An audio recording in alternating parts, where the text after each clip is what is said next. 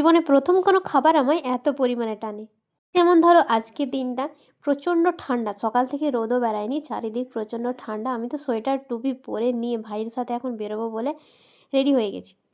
সকাল থেকে ভাইকে পটিয়ে ভাই এতক্ষণে বলল যে, "চল তোকে নিয়ে যাই।"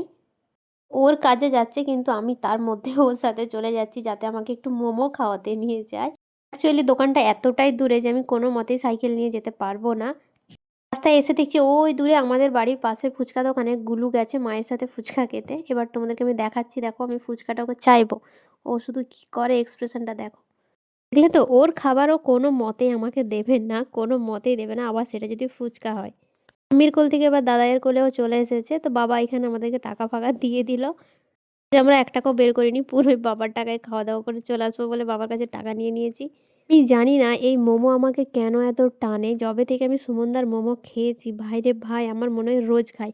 প্রায় মাসেক খানেক হয়ে গেল, ১ মাসের মতো হয়েছে আমি খাইনি। তো আর আমি থাকতে পারলাম না। এই ঠান্ডার মধ্যে বেরিয়ে গেলাম। এখন আছি বাস স্ট্যান্ডে। আমাদের বাসে একটা মাল আসবে ভীষণই ইম্পোর্টেন্ট।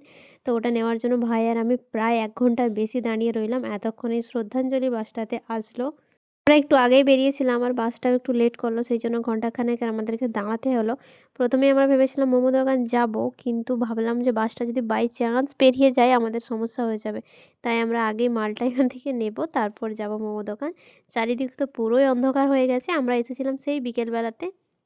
মাল তো আমাদের নামানো হয়ে গেছে। এবার ঠান্ডায় বেরিয়ে গেছি আমরা মোমো দোকান। রাস্তাটা দেখো ২ ধারে মাঠ, সাইডে রেল লাইন আর এই মাঝে রাস্তা। আমি তো কোনো মতে আসতে পারবো না সাইকেল নিয়ে। কি পরিমাণ যে ঠান্ডাটা লাগছে সেটা শুধু আমরাই জানি। এই কারণে ভাই আসতে চাইছিল না। কিন্তু আমি তো জোর-জবরদস্তি করে নিয়ে এসেছি। ফাইনালি পৌঁছে গেছি আমার প্রিয় মোমো দোকানে। মেইনলি এই দোকানের স্যুপটা তোমরা যারা শালবনী বা তার আশেপাশে দেখছো একদিন এসে ট্রাই করে যেও। বীভৎস সুন্দর বানায় স্যুপটা। তো ১ বাটি ছেড়ে ২ বাটিও খেয়ে নিই মাঝে ভীষণ সুন্দর। তো এই ঠান্ডার মধ্যে আমরা এইখানে খাবো না। ভাবছি বাড়িতে গিয়ে আরাম করে খাবো। সেইজন্য আমরা প্যাক করিয়ে নিচ্ছি। ১ মাস মোমো খাইনি কিন্তু যেন মনে হচ্ছে ১ বছর খাইনি। এই যে এদিকে আমি প্যাক করিয়ে নিয়েছি। আমার ভাইয়ের আর দাদার জন্যও নিয়ে নিয়েছি ১ প্লেট। মোমো নেওয়া হয়ে গেছে আর এখন দিচ্ছি আমার প্রিয় স্যুপ। এই সেই মূল্যবান হাঁড়ি যার ভেতরে থাকে আমার ফেভারিট স্যুপ। যাই হোক ওইদিকে ঠান্ডায় মোমো নিয়ে চলে এসেছি। এখন আবার একটা ভুসিমাল দোকানে এখানে কয়েকটা জিনিস নেওয়ার আছে। তারপরে বাড়ি এসে ঝটপট জ্যাঠাইয়ের কাছে এলাম। দেখছি জ্যাঠাই এখানে আগুন জ্বেলেছে, রান্না করছে। তো আমি এখানে একটু হাত-পা সেঁকে নিলাম।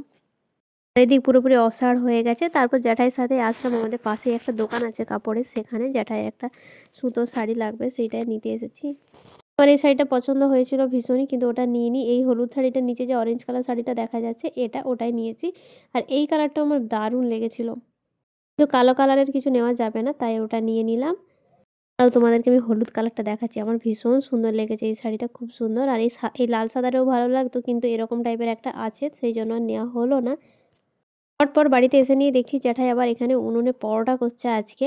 তাই আগুন দেখে আমি আবার এখানে বসে পড়েছি। এখন হাত পা মনে হচ্ছে পুরোপুরি আগুনের মধ্যে দিয়ে দিই, এত পরিমাণে ঠান্ডা হয়ে আছে আমার। চলো তাহলে আজকের ব্লগ এখানেই রাখি। দেখা হচ্ছে পরের কোনো ব্লগে। আজকের মতো আসি, টাটা।